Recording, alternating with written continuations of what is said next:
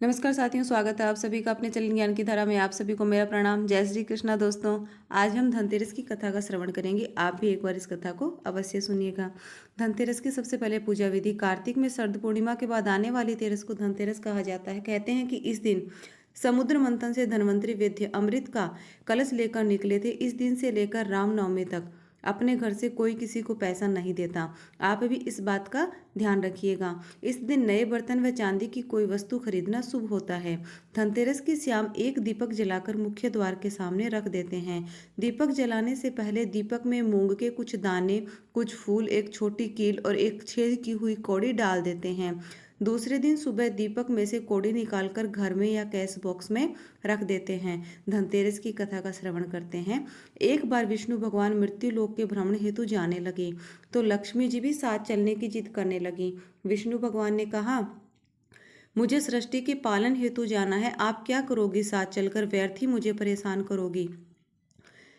लक्ष्मी जी नहीं मानी और साथ चल दिए। कुछ देर बाद विष्णु भगवान ने कहा कि किसी काम से मैं दक्षिण दिशा की ओर जा रहा हूँ, तुम यहीं ठहरो और कहीं मत जाना। विष्णु भगवान चले गए तो समय बिताने के लिए लक्ष्मी जी ने सरसों के खेत से फूल तोड़कर श्रृंगार किया और ईख के खेत से ईख तोड़कर चूसने लगी। तभी विष्णु भगवान लौटकर आ गए।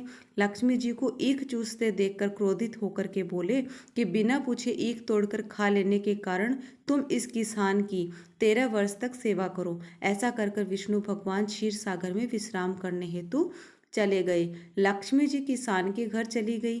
किसान को लक्ष्मी जी ने धन धान्य से परिपूर्ण कर दिया। 12 वर्ष पश्चात विष्णु भगवान के साथ लक्ष्मी जी जाने लगी तो किसान ने जाने नहीं दिया। तब भगवान ने किसान को 4 कौड़ियां दी और कहा कि तुम परिवार सहित गंगा स्नान के लिए जाओ और इन कौड़ियों को भी जल में छोड़ देना। जब जब तक तुम नहीं आओगे तब तक हम यहीं रहेंगे। किसान मान गया। वह परिवार सहित गंगा स्नान के लिए गया और स्नान करने के पश्चात कौड़ियां गंगा जी में डाली तो 4 हाथ निकले और कौड़ियों को लेकर जाने लगे। तब आश्चर्यचकित होकर किसान ने गंगा जी से पूछा, यह 4 भुजाएं किसकी थीं? गंगा ने कहा, यह चारों हाथ मेरे ही थे। तुमने यह कौड़ियां किसने दी है? किसान ने कहा, मेरे घर पधारे एक महापुरुष ने यह कौड़ियां दी है।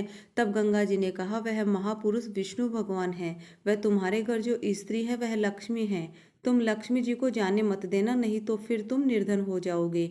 तब किसान घर जाकर माता लक्ष्मी से बोला, मैं आपको जाने नहीं दूंगा। तब विष्णु भगवान ने किसान से कहा, तुम्हारे सरसों के खेत से फूल और ईख के खेत से ईख बिना पूछे तोड़ लेने के कारण क्रोधित होकर मैंने इन्हें श्राप दिया था। इसी कारण यह 12 वर्ष तक तुम्हारे घर रही, परंतु अब इन्हें जाना होगा, क्योंकि लक्ष्मी कभी स्थिर नहीं रहती। लक्ष्मी चंचला कही जाती है। बड़े बड़े राजा महाराजा भी इन्हें रोक नहीं पाए। जब किसान ने फिर भी हट नहीं छोड़ी तब लक्ष्मी जी ने कहा, तुम ऐसा करो, कल धनतेरस है, तुम अपने घर को लीप पोत कर स्वच्छ करके रखना। रात्रि में घी का दीपक जलाकर रखना। जब मैं तुम्हारे घर आऊंगी उस समय तुम मेरी पूजा करना। मैं आऊंगी किंतु तुम्हें दिखाई नहीं दूंगी। किसान ने लक्ष्मी जी की बात मान ली और उनके कहे अनुसार पूजन किया तो उनका घर धन धान्य से भर गया। जय माँ लक्ष्मी। दोस्तों, यह धनतेरस की कथा आपको कैसी लगी?